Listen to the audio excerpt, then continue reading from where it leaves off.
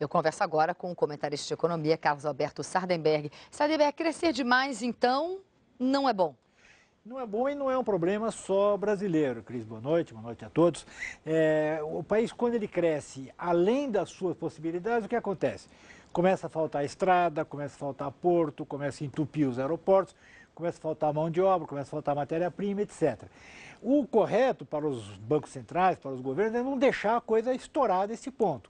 É tomar medidas preventivas quando a economia ameaça crescer mais do que pode. Que é o caso do Brasil e é também o caso da China, que também está crescendo mais do que pode lá no esquema deles, né? Pois é, agora, de qualquer forma, nesse primeiro trimestre, a gente teve um desempenho comparável aos dois BRICS que mais crescem, que é China e Índia. Pois é só eu que mostro aqui, né, o nosso gráfico, né?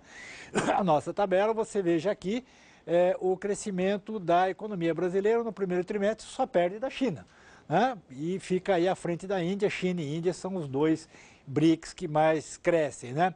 Agora, tem uma ressalva, né, que foi o seguinte, é o que mostra aqui neste quadro.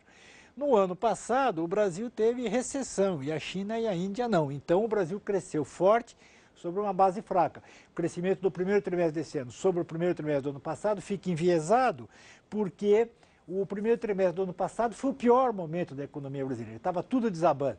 Então, crescer muito sobre um período que está desabando não é lá essas coisas. Mas, de todo modo, é um bom crescimento. Bom, tudo é comparação, né? Exatamente. Quer dizer, então, que a gente teve um surto chinês e não um crescimento chinês. Exatamente. É mais ou menos isso. Exatamente. Você vê aqui o quadro, para crescer como a China cresce durante um longo tempo, a gente precisaria estar investindo algo como 20%, 22% do produto interno bruto. E repare aqui, a gente estava com 18, caiu para 16 no período da crise e voltou para 18. Então, 18 cresce 5%, mas para crescer mais do que isso, precisaria 22, 23% de investimento. Obrigada, Sardenberg.